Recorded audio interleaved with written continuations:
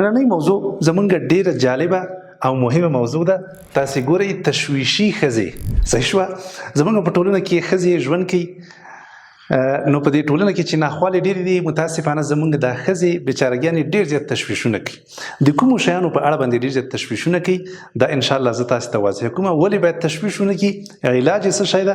نو دا ویډیو خاص د ښځو لپاره ده. انشاءالله الله دې وکړي چې دا ویډیو هغوی ته ورسیږي، تر څو انشاءالله د دوی دا خفګانونه، دا ناقي تشویشونه دا ختم شي، خوشحاله او ښایسته ژوند انشاءالله شروع کړي. اولنۍ خبره چې ښځې د هغه په اړه باندې ډېر زیات تشویشونه کوي، هغه د پیسو تشویش ده. پیسې به څنګه شي، پیسې کمې شوې، پیسې زیاتې شوې، تاوانونه وشو، تاوانونه یې زامنو کې یا خاوندو کې یا پلار یا ورونه، حتی چې هغوی ترې نه بیل دي. صحیح شوه؟ دلته بیچارهګانو دوی له تشویش هزارونه مړه کړي، هېڅ تعلق دوی سره نشته، نه پیسې کمې شوي دي یو ورځ په کور کې، نه قرضداره شوي دي، او نه هم دا ښځه وږې شوې ده کومه ورځ، خو بیا هم ځانونه بیچارهګانې مړه کړي. ولې چې ورور مې تاوان کړی، ولې چې کاکا مې تاوان کړی، د ماما مې تاوان کړی. د پیسو په اړه باندې څوک تشویش نه کوي، او بیا خصوصا ښځې که تاوانونه راځي، که هر څه راځي، خو په سړیو باندې راځي که نه. صحیح شوه؟ دا شکر ده چې دا ښځې تاوانونه دومره ډېر نه کوي لکه د سړیو په څېر باندې، کنې د ښځو به څه حال و. نو سړي چې تاوانونه کوي هغوی بیا بیرته قوي هم دي، برداشت کولی هم شي.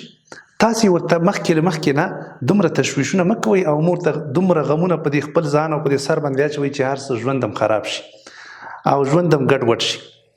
نو د دې په خاطر باندې د پیسو پیدا کولو لپاره موږ تاسو باید فکر وکړو، سوچ وکړو، خپل کوشش وکړو، خو تشویش باید ورته ونه کړو. دا د الله جل جلاله تقسیمات دي.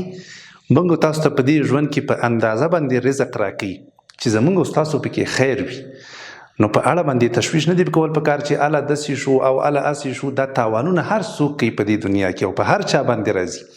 زموږ ستاسو پیسې به کله ډېرېږي او کله به کمیږي.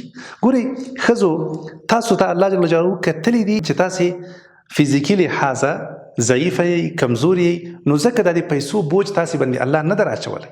تاسې باید شکر وباسئ، خوشحاله شئ چې الحمدلله دا د رزق ګټلو یا د ډوډۍ را ګټلو پیدا کولو دا بوج اسلام په موږ باندې نه ده اچولی، بلکې په سړیو باندې اچولی. نو تاسو ته الله جل جلاله په تیاره باندې هر څه درکوي، مفت یې درکوي. صحیح شوه؟ موږ یو چې منډې وهو، زحمت وباسو، له کوره وځو، د کورونه جوړو، منډې وهو، زحمتونه وباسو، په سړکونو کې ګاډیګانې دي او دوکانونه دي او موټر دي، وهای وي، دا ټول د سړیو په سر باندې دا بوج اچول شوی ده. نو تاسې په هېڅ په اړه باندې تشویش مه کوئ. که چېرته تاسو غواړئ چې پیسې وګټئ، پیسې وګټئ. مثلا خیاطي زده کوئ، صحیح شوه، په کور کې خیاطي کوئ، آنلاین استازي وکئ. خارج کې ډېر زیات داسې شاګردان شته دي چې هغوی ستاسې په انتظار دي، که چېرته تاسو درس ورته ورکئ، د هغه په مقابل کې به تاسو ته ډالر درکړي، یورو به درکړي، خوشحاله ژوند به ولرئ. صحیح شوه؟ نو د پیسو ګټلو لپاره کاروبار وکئ، کوشش وکئ، زحمت وباسئ، مشورې وکئ، خو په اړه یې تشویش مه کوئ. زما هدف فقط دغه ده چې د پیسو په اړه تشویش او خفګان مه ورته کوئ. صحیح شوه؟ دا پیسې به کله کمیږي حتما، او کله به زیاتېږي، کله به تاوان کېږي، کله به ګټه کېږي. په هېڅ وجه باندې هم دومره تشویش مه ورته کوئ، ځکه پیسې دا د الله جل جلاله مال ده. له موږ نه مخکې یو چاته ورکړی و، بیا یې موږ ته راکړل، او دا پیسې به یو وخت کې له موږ نه انتقالیږي، بل چاته به حتما پاتې کېږي. صحیح شوه؟ نو په اړه یې تشویش کول نه دي پکار، او نه هم ژوند تریخول پکار دي. دویم نمبر تشویش چې ښځې ډېر زیات کوي، هغه د بې اولادي تشویش ده. ځینو ښځو ته الله جل جلاله اولاد نه وي ورکړی، نو شپه ورځ په همدې غمونو کې دي چې اولاد نشته، اولاد ناوخته الله جل جلاله راکړه، اولاد مې نه کېږي. ځینې خلک دي 1 کال 2 کال د واده نه کېږي، بس اسمان یې په سر باندې راکته کړی وي چې اولاد نشته. د الله بنده ته خو لږ صبر وکړه که الله جل جلاله به اولاد درکړي.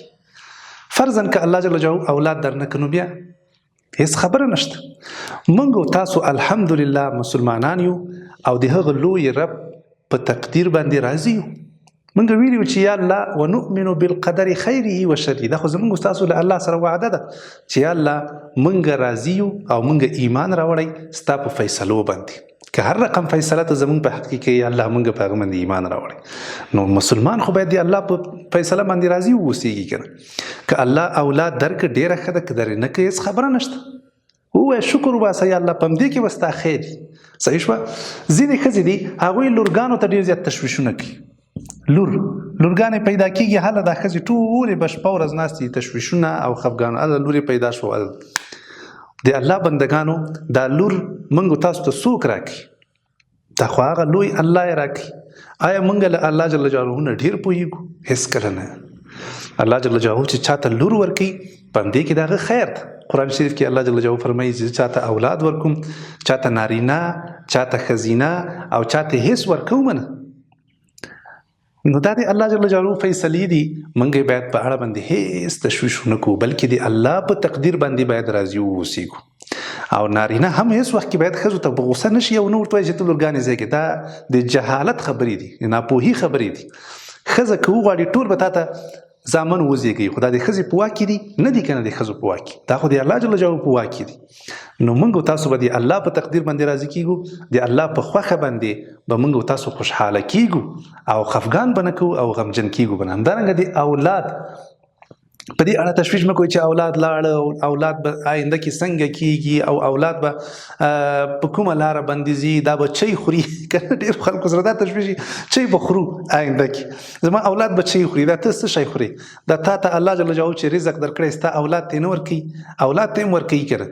صحیح شوه. الله جل جلاله سره خو د رزق کمی نشته، دومره خزانې دي د الله جل جلاله چې عقل کې نه راځي.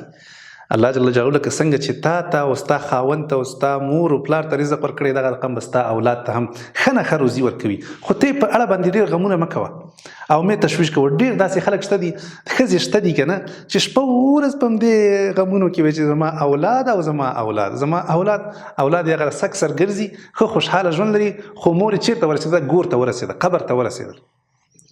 په همدې غمونو کې ځان مړ کړ، هېڅ هم ونه شو. صحیح شوه. نو ټول عمر ولې باید موږ تاسو په غمونو کې تیر کړو؟ که موږ تاسو خوشحالي ونه کړو نو خوشحالي باید څوک وکړي؟ موږ خو بهترین دین لرو، الحمدلله. دغه دین تاسو ته عزت درکړی ده، لوړ مقام یې درکړی ده. تاسو ته خپله معلومه ده چې د یوې ښځې څومره لوړ مقام ده په اسلام کې، چې کله هغه مور وي، چې کله هغه ښځه وي د چا، چې کله هغه لور وي، څومره لوړ مقام الله جل جلاله تاسو ته درکړی. که اسلام نه وای تاسې به ژوندی نه وای پاتې شوي. اسلام نه مخکې خلکو لورګانې وژلې، ژوندی ښخولې. صحیح شوه. او له هغوی نه بې غلطه استفاده کوله، عزت یې نه ورکاو، له کور نه یې شړلې، وهلې، ټکولې. اسلام راغی، عزت یې درک، نو شکر وباسئ او خوشحاله شئ. دریم نمبر مهمه خبره هغه د واده په اړه باندې ده. واده په اړه باندې ډېرې زیاتې ښځې تشویش کوي، لور به مې څنګه شي، زوی به مې څنګه شي، چېرته به ورته ښځه پیدا کېږي، لور ته به مې چېرته خاوند پیدا کېږي، څنګه کورنۍ به. زما نظر دا ده چې دا هم باید موږ تاسو خپل دقت وکړو، نور الله جل جلاله ته نتیجې پرېږدو. د آینده په اړه ډېر تشویشونه مه کوئ، وروسته به د آینده په اړه باندې انشاءالله درته ووایم. که چېرته تاسو غواړئ چې چا سره رشته وکړئ، مثلا ستاسې لور ده، یو چا ته یې ورکوئ، درې خبرې په نظر کې ونیسئ. اولنۍ دا چې دغه هلک لمونځ کوي که نه کوي، مهمه خبره ده. صحیح شوه. دا د دې سړي تعهد ده له الله جل جلاله سره. له ملګرو یې پوښتنه وکړئ، معلومات وکړئ چې دا هلک لمونځ کوي او که نه کوي. که لمونځ یې کوو ډېره ښه خبره ده، اولنۍ خبره شو. دویمه خبره دا ده چې اخلاق یې څنګه دي، دا هلک اخلاق څنګه دي. بد اخلاقه ده، غل ده، کنځاوې کوي، غصې کوي، عصبي تکلیف لري نه لري، دا اخلاق ټول په دې کې راځي. صحیح شوه. غیبتونه او رشخندونه او بدې خبرې دا کوي او که نه کوي، چې اخلاق هم صحیح وي. دریمه خبره دا ده چې یو څه کاروبار لري او که نه لري. صحیح شوه. دا کاروبار دا دنیوي لحاظه مهم ده موږ تاسو ته. یو ځوان که د میاشتې 10,000 افغانۍ هم ګټي، دا صحیح ده. آینده کې انشاءالله هغه لوی سړی جوړېږي، کاروبارونه به او زندگی به ژوند به. خو چې یو هلک شپه ورځ په کوڅو کې کته او پورته ګرځه، کار معلوم نه ده، نو تاسو څنګه له هغه سره مخکې ځئ او تاسو له هغه سره څنګه خپلوي کوئ؟ دا مهمه ده چې یو ځوان باید کاروبار ولري. نن سبا متاسفانه لورګانې خلکو یو هلک ته ورکړي دي، هلک بېکاره ګرځي، په غریبي باندې شرمېږي، کم کار باندې قناعت نه کوي، لوی کارونه هغه کولی نه شي، نو ټول عمر لپاره یو سردردی جوړ شو. نو تاسو لږ معلومات وکړئ چې یو هلک مونځ کوي اخلاق یې لږ برابر وي او همدارنګه یو څه کاروبار وړکی کاروبار ولې نه چې لري بس چې مصروف وي دې کې خیر ده بس له هغه سره توکل وکړئ په الله جل جلاله باندې او خپل وي ورسره وکړئ.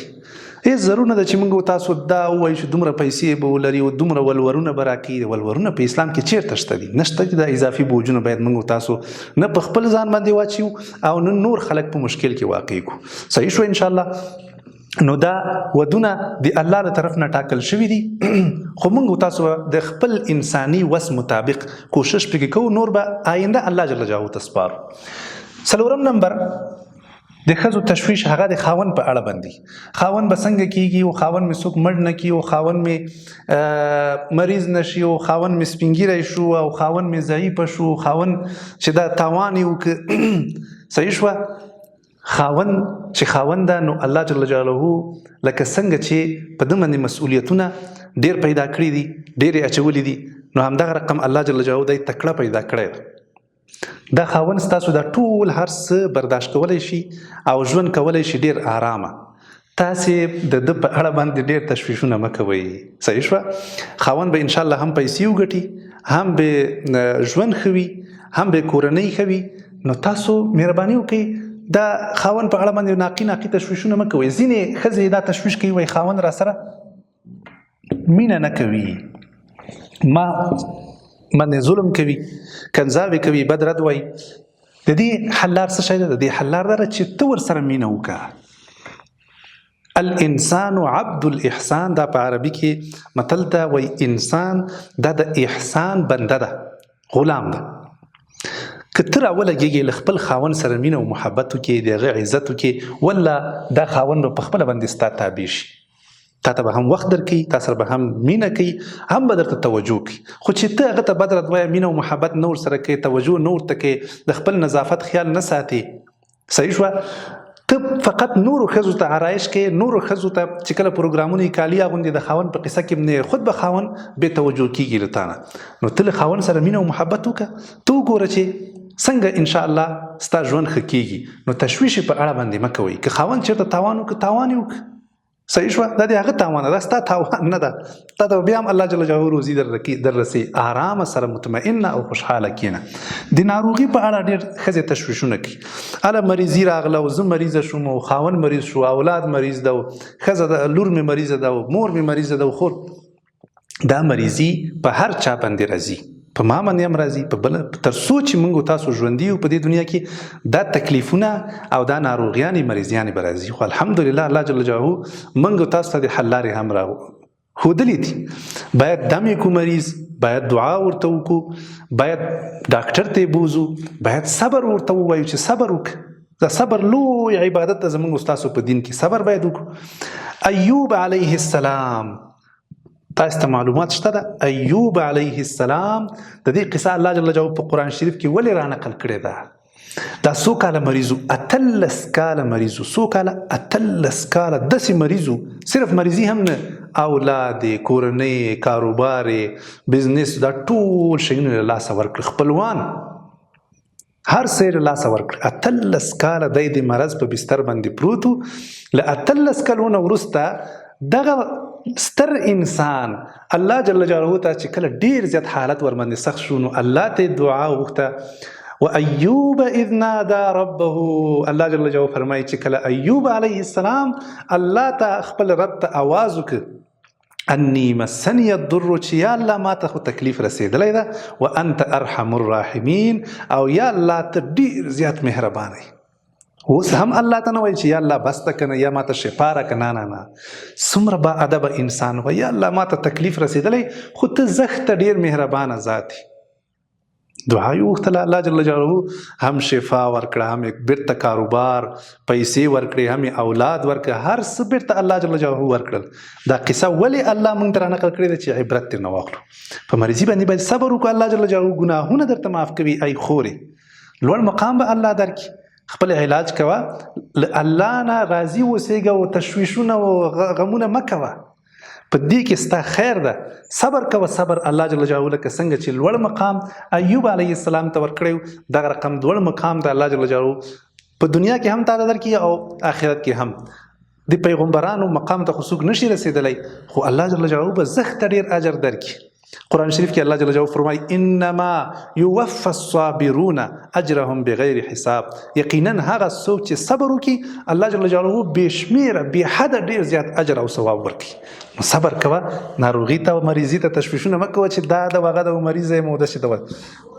بله شپږم نمبر ښځې مړو ته ډېر تشویش کوي، اله مړ شو، اله مړ به شي، اله دا به څنګه شي، په قبر کې چیغې او بغارې او مخ وهه او ګریوان شکوه او دا کوه. دا یو مسلمانې ښځې سره نه ښایي. مسلمان ښځه دا د الله په فیصله راضي وي، بس چې څوک مړ شو مړ شو. هر څوک خفه کېږي، له سترګو نه اوښکې ځي، هېڅ خبره نشته. نبي علیه الصلاة والسلام هم خفه شوی و په خپل بچي باندې، خو د دې مطلب دا نه شو چې موږ تاسو مخونه او چیغې. دا څوک چې مړ شي په دې کورنۍ کې د ښځو څه حال، تاسې ته معلومات شته ده که نه د ښځو څه حال. دا یو مسلمان سره نه ښایي. صبر کوئ. الله جل جلاله چې څه شی فیصله وکړه په هغه کې انشاءالله هم د هغه مړي خیر ده او هم زموږ او ستاسو خیر ده. خیر ده وژاړئ، خفګان سړی خفه کېږي ویې کوي، خو دا نه چې ټول عمر بس اله مړ شو تکې تنها په څو لارو کې وایي پرېښودم. دا ښځې وایي که په څو لارو کې پرېښودم. ته د الله بنده یې، الله پیدا کړې او موږ تاسو چې کله مړ شو بیرته الله ته ورګرځو.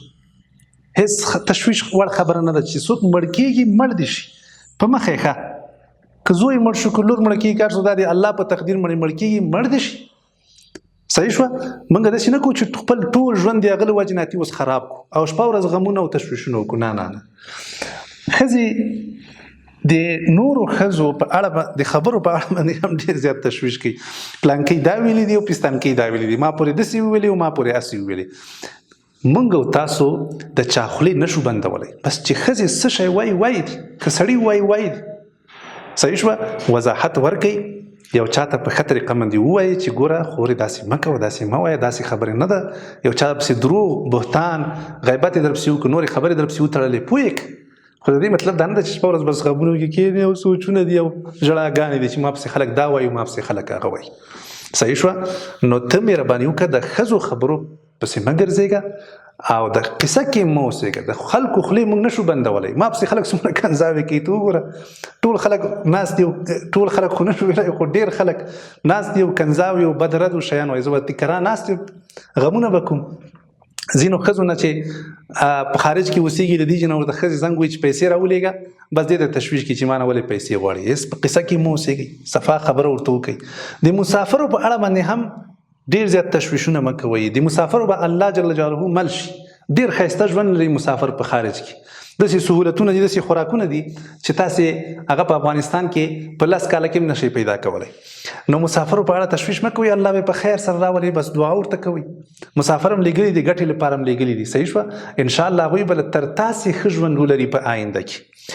بل اخرنۍ خبره د آیندې په اړه ښځې ډېر زیات تشویش کوي چې آینده به څه کېږي، چی به خورو او که داسې وشي نو هسې که وطن وران شي او که حکومت بدل شي او که دا وشي پلانکی راشي دا به څه کېږي او موږ به چېرته ژوند کوو او زموږ اولاد به آینده کې څنګه کېږي. ګورئ په یاد ولرئ چې آینده دا د الله جل جلاله په لاس کې ده او تر موږ ښه اداره کوونکی هغه الله جل جلاله ده. آینده به انشاءالله روښانه وي، خوشحالیانې به وي، آبادي به وي، مزې به وي. خو تاسې مخکې له مخکې نه د آیندې په اړه باندې خپل دا اوسنی ژوند مه خرابوئ. آینده چاته معلومه ده؟ هېڅ چاته معلومات نشته. کېدای چې دا نن مړ شم سبا ته مړ شم، نو څه ضرور ده چې زه په اړه باندې شپه ورځ تشویشونه او غمونه وکړم، مخکې له مخکې نه ځان مړ کړم. په یاد ولرئ دا تشویشونه او غمونه دا انسان مخکې له مخکې نه څنګه کوي؟ وژني. موږ او تاسو به د الله جل جلاله باندې توکل کوو، اعتماد وکړو او انشاءالله خوشبین به اوسېږو چې آینده به انشاءالله زموږ ستاسو ډېره روښانه وي. آینده کې به انشاءالله نه موږ قرضداره کېږو، نه به مریضانېږو، نه به غمجن کېږو، نه به انشاءالله له ستونزو سره مخامخ کېږو. هر څه به الله جل جلاله انشاءالله حلوي. صحیح شوه. یو څه شی چې راغلی نه وي مخکې له مخکې نه ورته غمونه مه کوئ او مه هم ورته تشویش کوئ. اخرنۍ خبره چې دا ویډیو ډېره اوږده نه شي، اخرنۍ خبره دا ده چې ښځې ډېرې زیاتې بختورې دي. په څه باندې؟ ځکه اسلام دوی ته جنت ته تګ اسانه کړی ده. نبی علیه الصلاة والسلام په یو حدیث کې فرمایي وایي هر هغه ښځه چې هغه مونځ وکړي 4 کارونه ښودلي دي، 4 کارونه مونځ وکړي 5 وخته مونځ یوه ښځه وکړي بل دا چې روژه ونیسي د روژې میاشت راشي رمضان دا روژه ونیسي دریم کار څه شی شو دریم کار دا شو چې د خپل ځان ساتنه وکړي ساتنه یعنی غلط کار ونه کړي ناروا تعلق چا سره جوړ نه کړي د خپل ځان حفاظت وکړي د خپل آبرو د عزت ساتنه وکړي صحیح شوه ناروا او حرام کار ونه کړي څلورم نمبر کار د خپل خاون اطاعت وکړي د خپل خاون هغه چې کوم جایز خبرې دي هغه ومني او د هغه خدمت وکړي هغه سره ښه ژوند وکړي او جایز خبرې ومني نبی علیه الصلاة والسلام دغه ښځې ته زیری ورکوي او ورته وایي چې د قیامت په ورځ به دې ښځې ته ویل کېږي قیل لها ادخلي الجنه جنت ته داخله شه جنت ته ننوځه د جنت له هرې دروازې چې ستا خوښوي څومره ښکلی دین د سبحان الله دا د ښځو څومره مزې دي په اسلام کې موږ باندې څومره مسؤلیتونه دي په نارینهو باندې د اولاد مسؤلیت د هغوی د روزنې د هغوی د مصارفاتو د مکتبونو د دې او د هغې د روزي او د شیانو د ودونو قصې ستاسې خرچه دا ټوله په موږ باندې ده خو سبحان الله اسلام ویلي چې 4 کارونه یوه ښځه وکړي مونځ وکړي روژه ونیسي د خپل عورت حفاظت وکړي ویې ساتي او د خاون اطاعت وکړي د خاون خبر ومني دا ښځه به دې ښځې ته به د قیامت په ورځ وویل کېږي چې له هرې دروازې د خوښې جنت ته ننوځه ستا ځای جنت نو خوشحاله شئ مطمئنې شئ نن نه بعد زه غمونه ونه ګورم نن نه بعد زه ښځو کې تشویشونه ونه ګورم او نه هم باید تشویشي خبرې واورم خوشحاله مطمئن آرامه ژوند وکړي د نورو خلکو پوښتنه له تاسې نه کېږي بس انشاءالله همدا اوس چې کوم ژوند تاسو لرئ په همدې شکر وباسئ او له الله نه راضي شئ آرامه مطمئن خوشحاله ژوند وکړي ستاسې د آرام او مطمئن او خوشحاله ژوند په هیله السلام علیکم ورحمت الله